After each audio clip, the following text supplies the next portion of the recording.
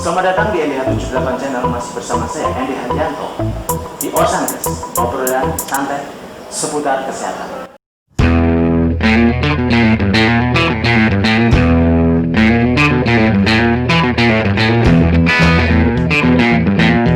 Koronavirus merupakan penyakit sungguh sangat merisaukan semua faktor, tidak ekonomi, pendidikan, bahkan kesehatan. Sejak diumumkan tanggal 2 Maret 2020, jadi pelonjakan yang sangat signifikan sekali. Tugas kita bersama untuk mencegah terjadinya penularan atau meluasnya wabah. Oleh karena itu, saya hadirkan seorang surveillance yang berkecimpung di corona ini. Tugasnya selalu berhadapan berisiko dengan virus corona. Oke, selamat datang Ibu Ari. Selamat datang. Assalamualaikum warahmatullahi wabarakatuh. Waalaikumsalam warahmatullahi wabarakatuh. Teman-teman, saya sudah janjian udah lama banget dengan Bu Ari. Saking sibuknya ini ya Bu ya. Sibuk karena nggak pernah berhenti untuk keluar lapangan. Keluar lapangan terus ya. 1 bulan guys. Baru bisa. Saya ucapkan terima kasih sudah mampir di Osankes. Oke, sama-sama. Ya, di kesempatan ini kita bicara tentang corona ya Bu ya. Iya. Karena kasusnya yang semakin meluas di pandemi ini benar-benar merisaukan banget ini. Dan begitu ya Bu Arif ya? Betul. Saat ini memang masyarakat masih sangat dihantui dengan virus corona yang saat ini terus bertambah kasusnya dari hari ke hari, apalagi sekarang sudah ada transmisi lokal. Oh gitu. Tidak hanya dari luar negeri, sekarang dari dalam kota pun hampir semua desa, hampir semua kecamatan ada kasus. Ada semua ya. Iya. Ini Bu Arif tiap harinya sebagai surveillance di lapangan itu untuk screening untuk apa itu Bu? Iya, kalau di tingkat puskesmas, saya kegiatannya adalah tracking kasus. Jadi setiap ada kasus terkonfirmasi dari puskesmas harus melacak kontak erat maupun ada tidaknya kasus suspek yang ada di lapangan. Untuk memastikan juga karantina yang dilakukan oleh masyarakat kontak erat maupun probable yang ada di rumah itu sudah patuh atau belum. Ya. Sungguh ini ya sangat padat ya kegiatan Bu Arif ini. Oh ya, ini tadi nama lengkapnya Suster Arif Puji Mayuni ya. Kalau nanti bertemu di jalan ya. Karena biar terkenal teman-teman semua ya Bu. Ada ungkapan tak kenal maka tak sayang. Ya, Oke Bu Arif, kalau berbicara dengan corona disease, apa sih yang dimaksud itu biar teman-teman semua lebih paham lagi terhadap kasus ini gitu? Sebetulnya corona itu tidak sama ya, hampir sama dengan yang namanya influenza. Jadi suatu infeksi yang menyebabkan gangguan pernafasan yang disebabkan oleh virus. Beberapa tahun silam di dunia pun ada mengalami infeksi virus juga, yang namanya SARS, Ebola, itu juga hampir mirip dengan virus corona, cuman beda tipe ya. Jadi untuk yang corona saat ini sebetulnya prevalensi kematiannya tidak separah Ebola maupun SARS maupun flu burung ya. Tetapi karena kecepatan penularannya yang sangat masif, jadi istilahnya kejadiannya di masyarakat lebih banyak, tetapi persentase kematiannya sebetulnya nggak sebegitu banyak dibandingkan dengan SARS dan Ebola. Jadi sebetulnya kita harus waspada, tetapi tidak boleh panik ya tentang efek kematian dari virus yang sudah dikabarkan itu ya. Nah, yang menyebabkan itu tuh jadi yang menyebabkan corona ini itu adalah virus namanya nCoV-19. Oh. Jadi virus ini sejenis kalau di virus itu kayak mahkota ya. Oh gitu. Iya, sama Bagus satu banget ya. tipe dengan SARS dan Ebola. Cuman dia gitu ditemukan di Wuhan tahun 2019, jadi dinamakan nCoV-19 atau COVID-19 itu ya. Iya. Wow. Namanya keren, tapi dampaknya terhadap masyarakat, aduh, sangat menakutkan. A few moments later. Lalu Bu, biar masyarakat juga lebih paham lagi gejala-gejala yang muncul yang pada orang yang terkena atau terpapar virus itu bagaimana? Kalau gejalanya sebetulnya tidak bisa dibilang spesifik ya. Jadi setiap orang memiliki gejala berbeda, misalnya terpapar oleh virus corona ini. Ada pula juga yang seseorang tidak merasakan gejala sama sekali, tetapi dia terkonfirmasi positif, jadi dia bisa menularkan ke orang lain. Yang biasa terjadi, gejalanya itu batuk, pilek, demam yang lebih dari 38 derajat Celcius, bisa juga sampai sesak nafas. Gejalanya ini biasanya dia lebih berat dialami pada mereka-mereka yang memiliki riwayat komorbid, riwayat penyakit bawaan. Ya, seperti hipertensi, diabetes, infeksi saluran pernafasan sebelumnya itu pasti ya malah TBC, terus gangguan imunitas, mereka-mereka yang HIV/AIDS, pengobatan TB itu ya. Jadi resikonya biasanya lebih parah pada mereka-mereka yang memiliki riwayat penyakit tertentu. Jadi sangat berisiko yang punya komorbid tadi ya Bu ya.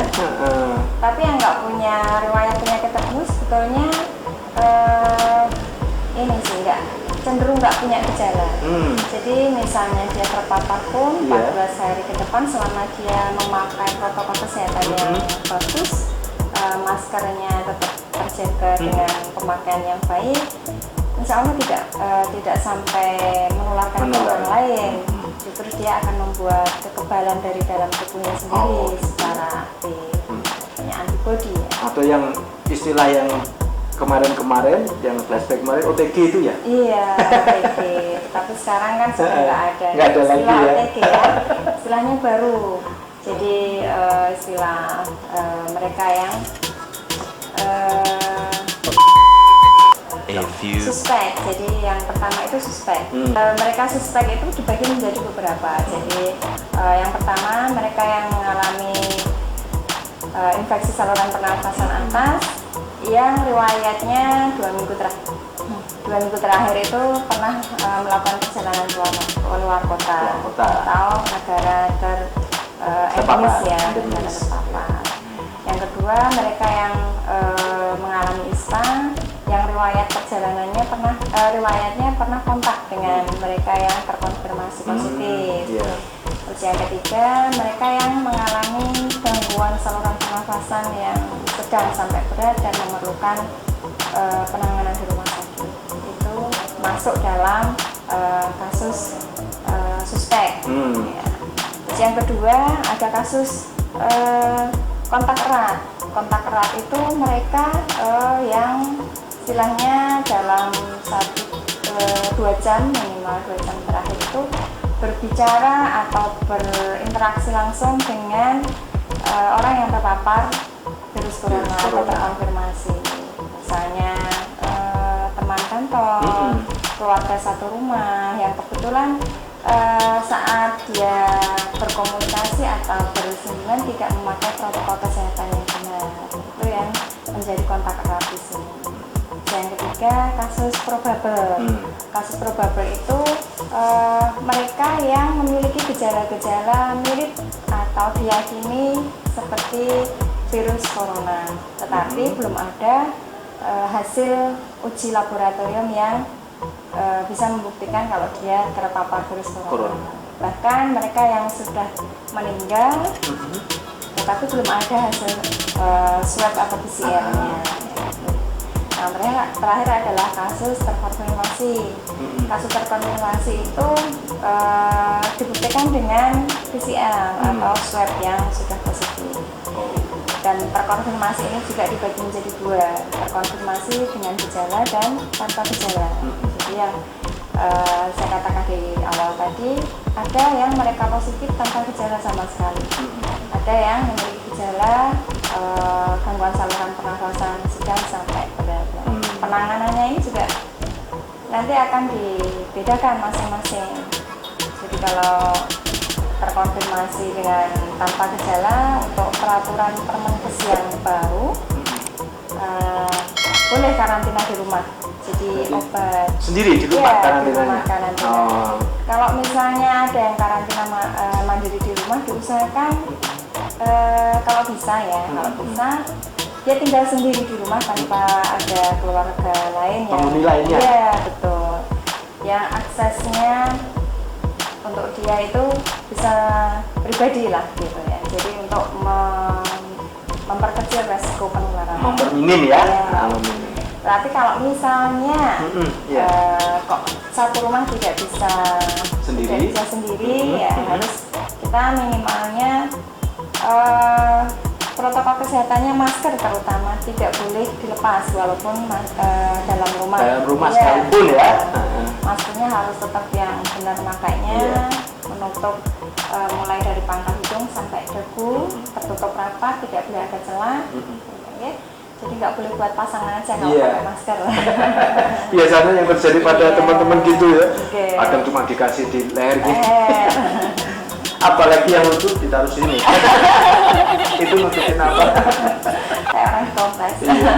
Nah, kaitannya dengan masker tadi Bu ya. Berarti kalau pencegahannya bagaimana Bu? Itu kan bisa untuk pencegahan mungkin kali ya? Iya, kalau masker di sini masih dikatakan sangat efektif ya untuk mencegah penyebaran virus corona. Karena penularan virus corona sendiri ini adalah melalui droplet.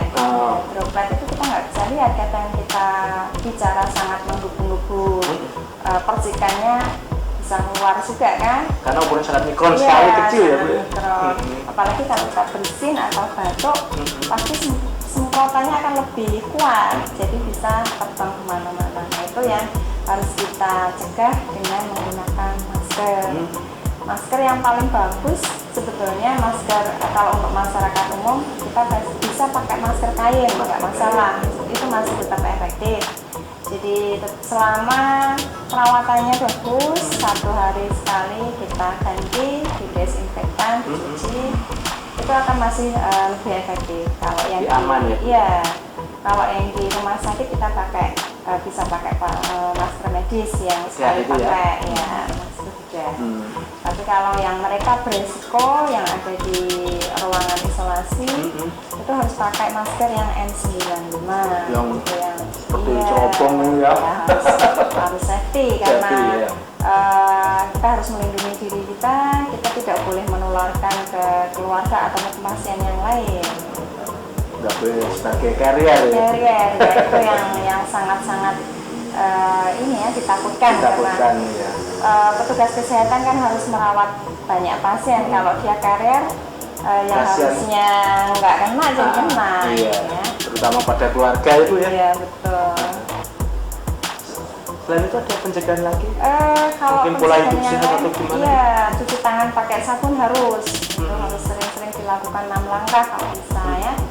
Jadi cuci tangan pakai sabun disediakan.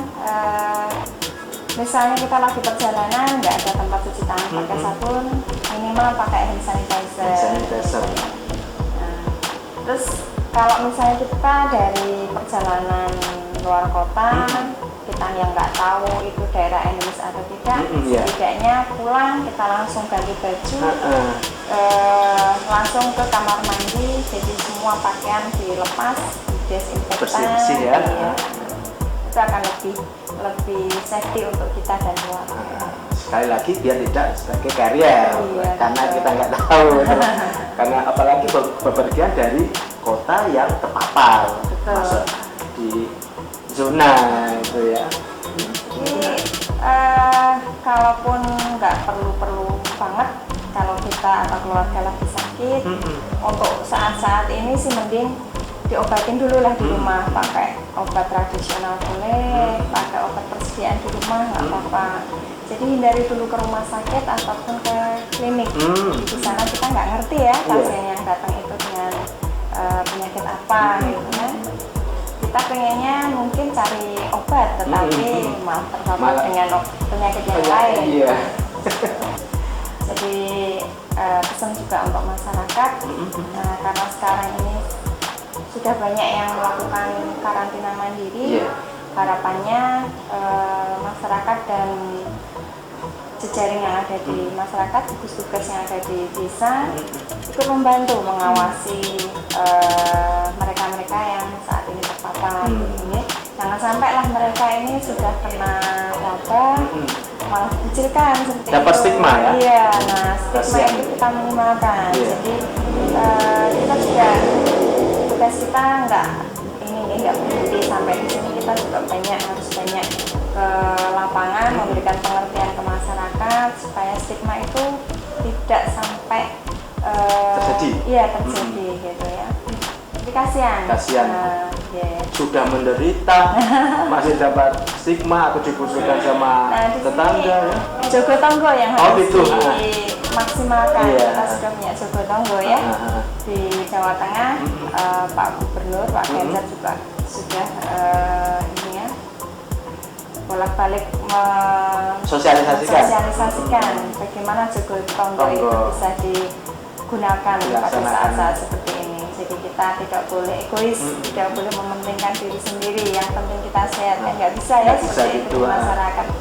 Jadi kalau ada yang terpapar, monggo kita bantu.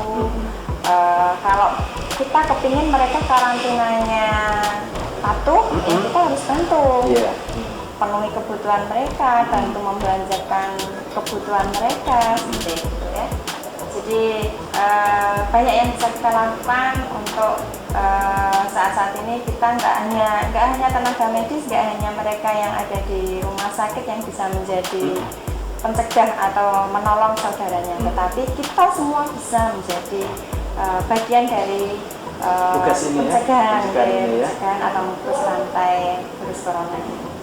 Karena benar yang dibilang Bu Ari tadi ya, tidak dari pihak kesehatan saja yang harus menanggung beban ini. Ini adalah tanggung jawab bersama kan gitu Bu ya. Karena harus saling mendukung, saling sinkronisasi ya Bu ya. Nggak akan bisa kita jalan sendiri-sendiri. Pemerintah pun saya yakin nggak akan mampu kalau yang ada di masyarakat nggak ikut serta, masa bodoh. Iya. Kita nggak mungkin juga kan membebankan semua ini dengan ditanggung semua oleh negara. Mungkin juga kita harus mandiri, kita menolong diri sendiri. Nah, kalau di Muslim sih kalau kita nggak merubah kondisi kita sendiri, Allah pun nggak akan merubah seperti itu kan. Makanya ada hablum minannas dan hablum minallah itu ya. Kita harus seimbang. Seimbang ya. Iya.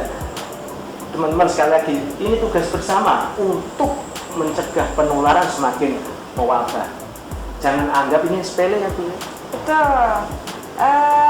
Kita tidak boleh menganggap sepele, tetapi kita juga nggak boleh panik juga ya.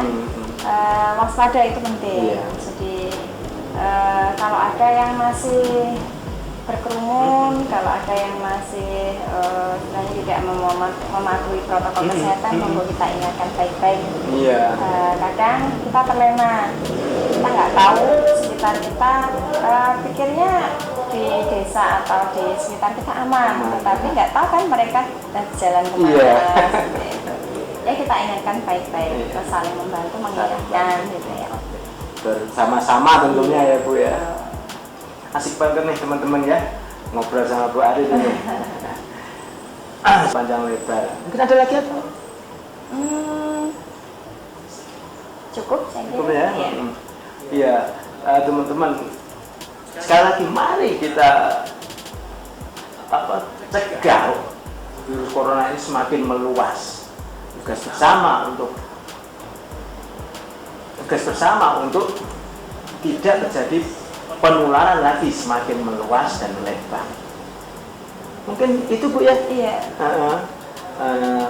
Juga kebetulan Ibu Arif ini sangat sibuk. Terima kasih nih Bu sudah mampir sekali lagi nih, mampir di Orsankes ini ya. Sama-sama. Karena Orsankes ini suatu program yang memberikan edukasi dan informasi wawasan di bidang kesehatan. Semoga obrolan yang santai ini bisa membawa manfaat ya. Amin ya.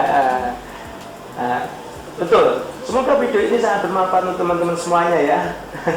Simak terus obrolan-obrolan santai tentang kesehatan di episode-episode selanjutnya. Kita untuk deliver ya. Oke. Oh iya, sekali lagi semoga Bu Arif diberi kesehatan, kekuatan, dan keluarga juga. Masalahnya kaitannya dengan tugas yang sangat berisiko banget terhadap virus ini. Gitu ya. Insyaallah. Amin. Kita Gitu. semua bisa terlindungi oleh virus corona ini, dari virus corona ini ya. Ya, sekali lagi teman-teman, terima kasih sudah menonton video ini. Semoga bermanfaat.